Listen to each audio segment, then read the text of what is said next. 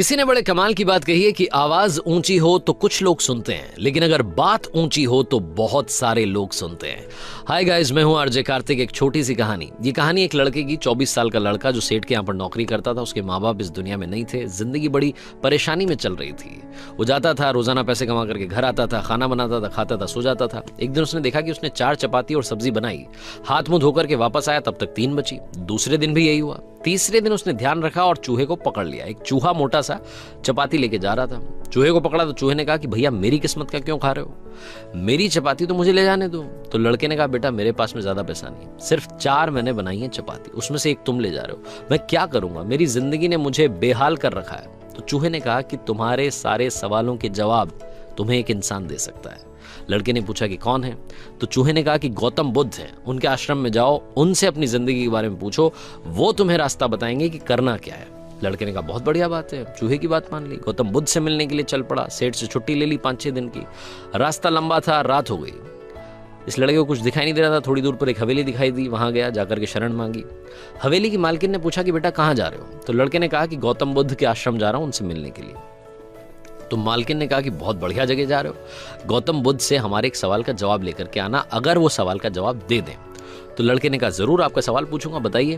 तो हवेली की मालकिन ने कहा कि बेटा मेरी 20 साल की बेटी है जो 20 सालों से एक शब्द नहीं बोली है, बोल नहीं सकती है। बस उनसे पूछ लेना कि ये बेटी कब बोलेगी। ये बोलते बोलते उनकी आंखों में आंसू आ गए। लड़के ने कहा माता जी आप परेशान मत हो, मैं जाऊंगा और आपके सवाल का जवाब जरूर लेकर आऊंगा। लड़का अगले दिन चल पड़ा। रास्ता बहुत ज्यादा लंबा था। रास्ते में उसे बड़े बड़े पहाड़ मिले, ऊंचे ऊंचे पहाड़, बर्फ वाले पहाड़। उसे समझ नहीं आ रहा था कि कैसे पार करूंगा, बड़ी देर हो जाएगी। तभी उसे एक जादूगर दिखाई दिया जो वहां बैठ करके तपस्या कर रहा था। जादूगर के पास गया, उससे बोला कि मुझे गौतम बुद्ध से मिलने के लिए जाना है, रास्ता तो बहुत ही परेशानी वाला लग रहा है, कैसे मैं पार करूंगा? तो जादूगर ने कहा कि गौतम बुद्ध से मिलने जा रहे हो, मेरे एक सवाल का जवाब लेकर के आ जाना, पहाड़ तुम्हें फटाफट से पार करा दूंगा। लड़के ने कहा आपका सवाल बताओ। तो जादूगर ने कहा कि 1000 सालों से यहां पर इसी पहाड़ पर तपस्या कर रहा हूं स्वर्ग जाने के लिए, मुझे समझ नहीं आ रहा कि स्वर्ग कब जाऊंगा। तो लड़के ने कहा ठीक है, आपके सवाल का जवाब लेकर के आते हैं। जादूगर ने छड़ी घुमाई, लड़के को पहाड़ पार करा दिए। मैदानी इलाका आ गया। वहां पर एक बड़ी सी नदी थी। लड़के के सामने फिर से समस्या थी कि अब ये नदी कैसे पार करें। तभी उसे वहां पर एक बड़ा सा कछुआ दिखाई दिया। कछुए से मदद मांगी कि आपकी पीठ पर बैठा करके मुझे नदी पार करा दीजिए। कछुए ने कहा ठीक है। जब नदी पार कर रहे थे तो कछुए ने पूछा कि कहाँ जा रहे हो? तो लड़के ने कहा गौतम बुद्ध से मिलने जा रहा हूँ। कछुए ने कहा वाह यार, बड़ी अच्छी जगह जा रहे हो, एक काम करना मेरे सवाल का जवाब ले आना। तो लड़के ने कहा कि आपका भी सवाल बताइए। तो कछुए ने अपना सवाल बताया कि मैं बड़े टाइम से 500 सालों से इसी नदी में हूं और ड्रैगन बनने की कोशिश कर रहा हूं, ड्रैगन कब बनूंगा ये बस पूछ करके आ जाना। लड़के ने कहा ठीक है। लड़का पहुंचा आश्रम में, गौतम बुद्ध के पास। प्रवचन चल रहा था, प्रवचन खत्म हुआ। गौतम बुद्ध ने कहा कि हर कोई मुझसे सवाल पूछ सकता है, लेकिन सिर्फ 3 सवालों के जवाब दिए जाएंगे। अब लड़के के सामने समस्या थी कि किसके सवाल को ड्रॉप करें, किसका सवाल छोड़ें और किसका पूछें। लड़के ने सोचना शुरू किया। सबसे पहले हवेली की मालकिन नजर में आई, ध्यान में आई। तो उसे लगा कि वो तो अपनी बेटी का इलाज कराना चाह रही है, उनकी बेटी बोल नहीं रही है, उनकी आंखों में आंसू थे, उनका सवाल पूछना जरूरी है। दूसरी जो तस्वीर उसके दिमाग में आई, नजर में आई, वो आई जादूगर की। जादूगर 1000 साल से वहां तपस्या कर रहा है बर्फ के पहाड़ में। तीसरी तस्वीर आई कछुए की जो 500 साल से नदी में ड्रैगन बनना चाह रहा है। फिर लड़के को अपनी तस्वीर नजर आई जो सेठ के यहाँ पर एक लड़का नौकरी कर रहा है। लड़के ने सोचा कि मैं तो नौकरी कर ही रहा हूँ, खाना खा ही रहा हूँ, ठीक चल ही रहा है, थोड़ी और मेहनत करूंगा, कुछ बदलूंगा। इन 3 लोगों की जिंदगी में बदलाव लाना जरूरी है, इन 3 के सवाल पूछने जरूरी है। लड़के ने गौतम बुद्ध से तीनों के सवाल पूछे। गौतम बुद्ध ने जवाब दिया सबसे पहले हवेली की मालकिन के सवाल का। उन्होंने कहा कि उस मालकिन की जो बेटी है 20 साल की, उसकी जैसे ही शादी होगी वो लड़की बोलना शुरू कर देगी। दूसरे सवाल का जवाब देते हुए गौतम बुद्ध ने कहा कि जो जादूगर है उससे कहना कि वो छड़ी छोड़ दे, जिस दिन उसने छड़ी छोड़ दी, छड़ी का त्याग कर दिया, वो स्वर्ग चला जाएगा। तीसरा सवाल था कछुए का। गौतम बुद्ध ने कहा कि उस कछुए से कहना कि अपना कवच उतार दे, जिस दिन उसने कवच उतार दिया उस दिन वो ड्रैगन बन जाएगा।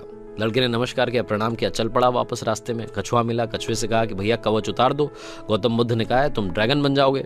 कछुए ने जैसे ही कवच उतारा मोती ही मोती निकल आया। कछुए ने कहा मोती का मैं क्या करूंगा, आप ले जाओ। लड़के को मोती दे दिए और कछुआ ड्रैगन बन गया। थोड़ा आगे चला तो जादूगर मिला। जादूगर को जाकर के कहा कि भैया आपको छड़ी छोड़नी पड़ेगी, तभी आप स्वर्ग जा पाओगे। जादूगर ने कहा ये लो छड़ी छोड़ दी, ये छड़ी तुम रख लो, मैं स्वर्ग चला जाऊंगा। जादूगर स्वर्ग चला गया। और अब आई बारी तीसरे सवाल की। ये पहुंचा उस हवेली में जहां मालकिन ने सवाल भेजा था। मालकिन से जाकर के बोला कि मालकिन आपका जो सवाल था उसको जवाब मिल गया है, आपकी 20 साल की बेटी की जिस दिन शादी हो जाएगी उस दिन ही बोलना शुरू कर देगी। उन्होंने कहा क्या बात है, तो देर कैसी, मेरे सामने ही तो दूल्हा बैठा है। तुमसे बढ़िया लड़का कौन हो सकता है। लड़की को बुलाया गया, लड़के ने लड़की को देखा, लड़की ने लड़के को देखा, शादी करा दी गई। और जैसे ही शादी हुई, लड़की ने पहली बात बोली कि आप तो वही हो जो उस दिन रात में हमारे यहाँ आकर के रुके थे। लड़की ने बोलना शुरू कर दिया। लड़के के पास में जिंदगी में पैसा आ गया, क्योंकि मोती मोती आ गए, जादूगर की छड़ी आ गई, ताकत आ गई, और शादी भी हो गई। लड़के की जिंदगी सेटल हो गई, सिर्फ इसलिए क्योंकि उसने अपने सवाल का त्याग कर दिया था। इस दुनिया में जो जहाज होता है जब किनारे पर होता है तो सुरक्षित होता है, सबसे ज्यादा सेफ होता है, लेकिन उसे दूसरे किनारे पर जाने के लिए इस किनारे का त्याग करना पड़ता है, लहरों से भिड़ना पड़ता है, मुकाबला करना पड़ता है। इस लड़के ने जब तक अपना सवाल नहीं छोड़ा था, इसको जवाब नहीं मिले थे।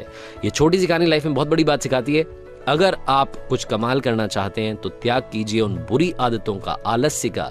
सुबह जल्दी उठना शुरू कीजिए, अपनी लाइफ में जो बैड हैबिट्स हैं उन्हें हटाइए, तभी जाकर के आप कमाल कर पाएंगे। आरजे कार्तिक एक बार फिर आपसे कहेगा, कर दिखाइए कुछ ऐसा कि दुनिया करना चाहे आपके जैसा। हर सोमवार सुबह 9:30 बजे मेरे चैनल पर देखिए एक नई कहानी।